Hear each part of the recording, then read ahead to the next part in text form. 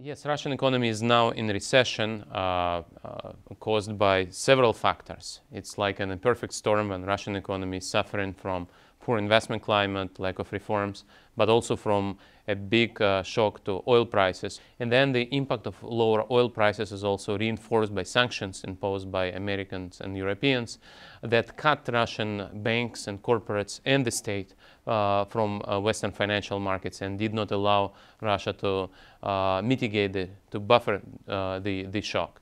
And unfortunately, we have what we have. We have a recession which is likely to continue next year. At least all the international financial institutions believe so. And afterwards, probably Russian economy will return to growth, but this growth will be rather slow, exactly because oil prices are not likely to jump up and because reforms are not likely to be implemented. In the longer run, I remain optimist. I think Russia is a country with all the fundamentals for economic growth. It has human capital. It has great geographical position close to both Asia and Europe. It has fertile soil. It has industrial base. Its public is urbanized. So in that sense, I don't see why Russia cannot become a prosperous and democratic country.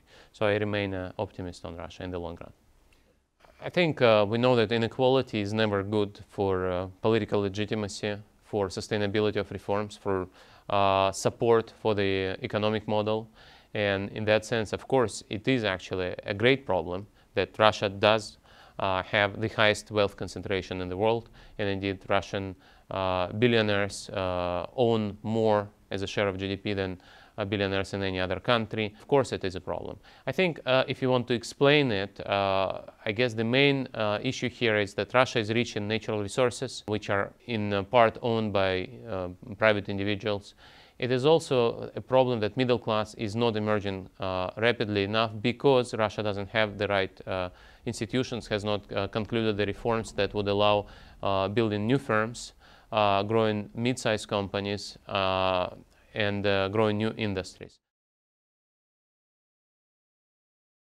I think everybody in Russia understands the need for diversification.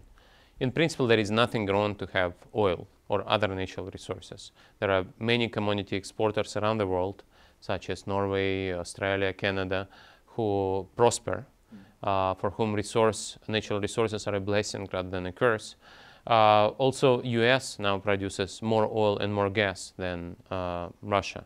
But US also has been able to create conditions for development of other industries.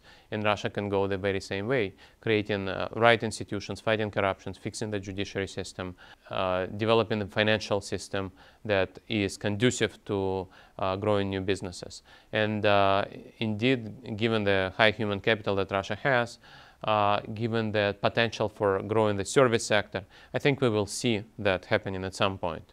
Simply because the amount of oil Russia has and the oil prices that are likely to prevail in the foreseeable future, we shouldn't expect oil revenues to be sufficient to deliver high income standards that Russian citizens want to have.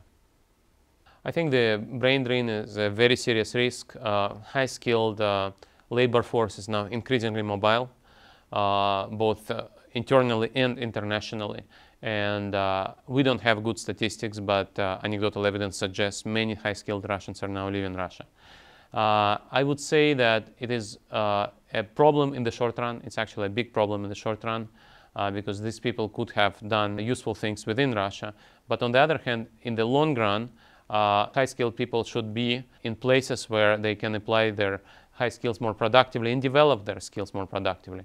And if they stay in an isolated country, that may actually undermine their long-term perspectives, development, career opportunities, and productivity. And in that sense, as long as isolation continues, it is normal that high-skilled people leave.